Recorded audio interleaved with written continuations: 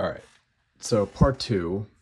Um, in this video that I did of my DJ set at Return to Paradise, I have this second audio file here that I recorded with a mini disc player.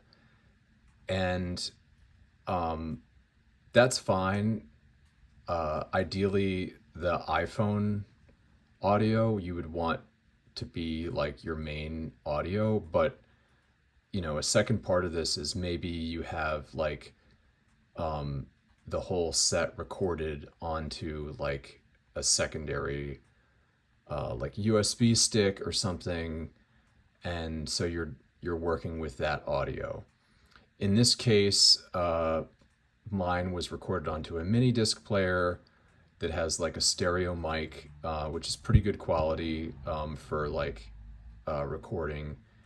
But the audio definitely needs to be like cleaned up. So before I like put it in, this is, you can see I have this on solo. So this is the only audio that I'm using for this set. These audio files are just used to sync the video clips.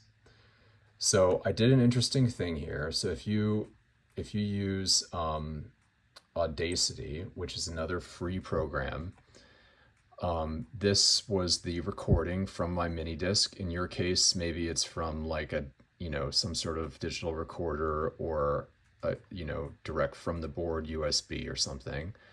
But what you can do then is you're going to select all. So control A.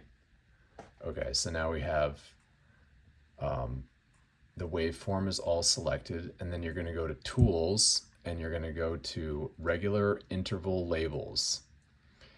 So the reason we're going to do this is because this website, BandLab Mastering, free,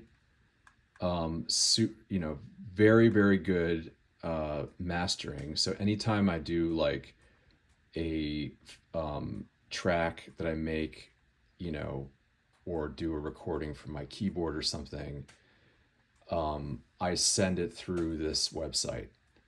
And I find that the free universal mastering filter that they put on there is actually really, really good. Everything sounds good in the car after I use that mastering thing. So make yourself a free account, no big deal, but you can only master up to 15 minutes per track.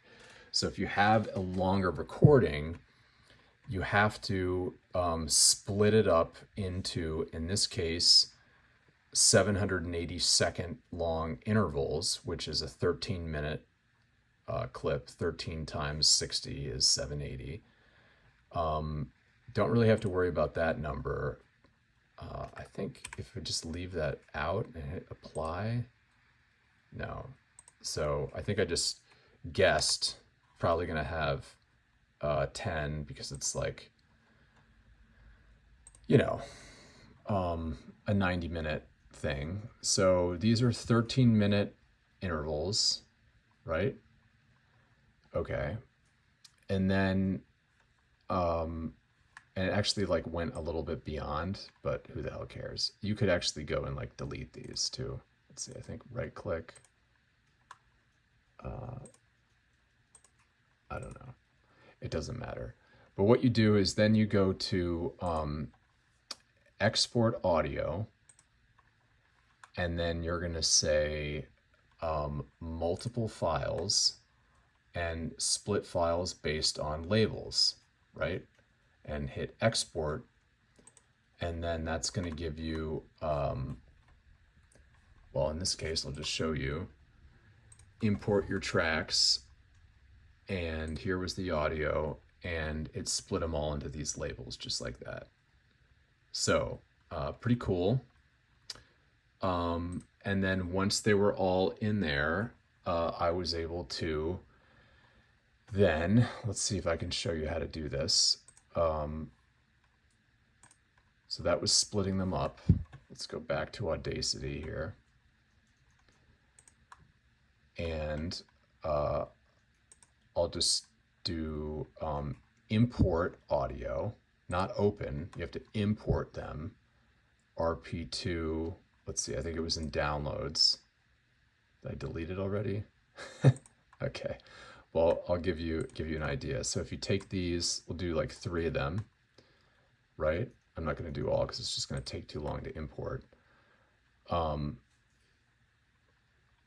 Now, so we've got 1, 2, 3. I don't want them all to play at the same time. And I think if you do select all again, and then it was track, align tracks, align end to end. Bing, isn't that cool? Like that, like that, like that. Right, so it plays, and they were all in order, they're all labeled. And like when you play it now, there's no, there was no break. There was no break when you played it. And then I think, let's see, export audio.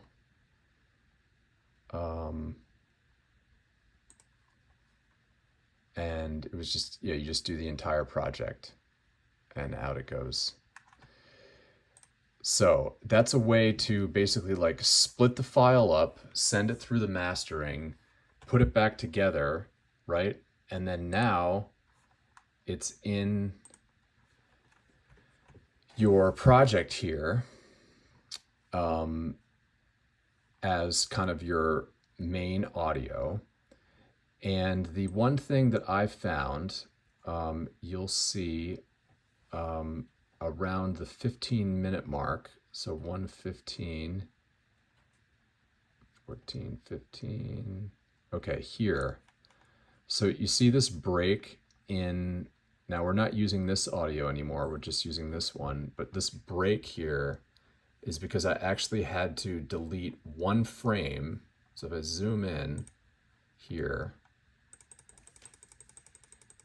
all the way down to 1 frame, I had to delete 1 frame and then move this with all the other video files attached to it up 1 frame in order to sync the audio, because otherwise there would be, you're losing 1 frame every 15 minutes, and by the end it would be noticeable, like my head would be bobbing, not on beat.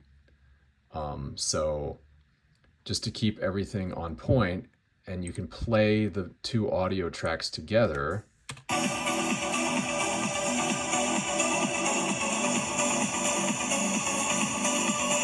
They sound pretty good. And you can kind of hear, like here,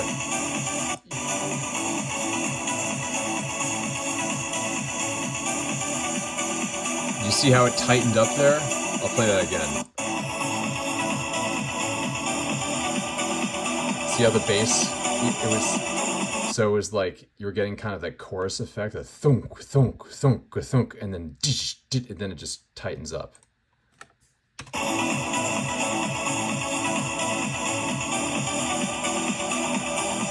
Right, so we're still using this audio to kind of align, the audio. And like I said, I had to delete 1 frame every 15 minutes and move all the clips up together, right? So that meant kind of like selecting it all like this and then zooming back in and moving it 1 frame over. But I think we got it. And you can see I had to break it here, here, and here, but it stayed on. It didn't drift too much. And now we've got like quality audio that's been mastered, that's in sync with with our main footage, and all these other clips were synced to the main footage based on this waveform. I found that because of the frame rate, I think it was better to align the clips to the iPhone audio rather than this new audio,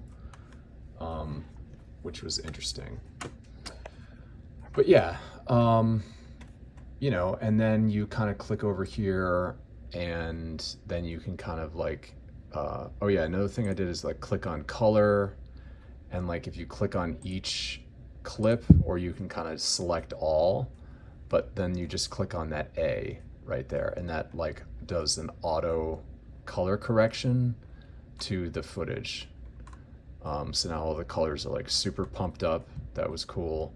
And then the rocket, you can add to render queue, and then it pops up here and you just hit render all and it will output it. And then you get this like beautiful high definition video that's got, you know, great, you know, audio quality. I did like a little fade in and fade out, but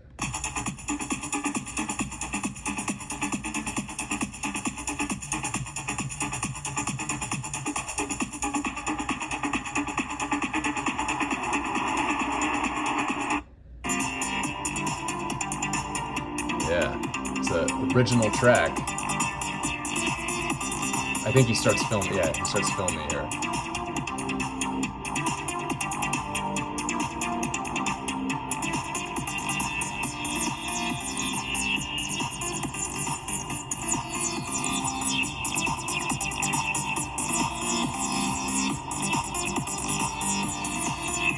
Right, and then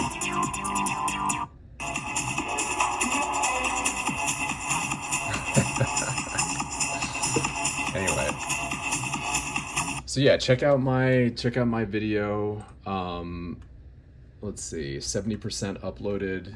I think, you know, this is like part of being a DJ, musician, artist, you know, is building your portfolio. Now I've got this like great mix that I'm proud of, that was like at a festival on like a big sound system, and not a total train wreck. And you know, you see you've got like some, you know, content creation happening. It's not just your wife, but actually like this other guy who's like really talented photographer who like he was there for the whole set. And you know, White House Music, you know, heads up, great guy, Russell Whitehouse. You know, and it really kind of adds a lot. And then now once it's on YouTube, then I can basically like go into that, and like I could just like screen record part of the YouTube video, you know, for Instagram, and you know, or cut out stuff from this and export it if I really wanted to. But good luck out there, and see you on the dance floor.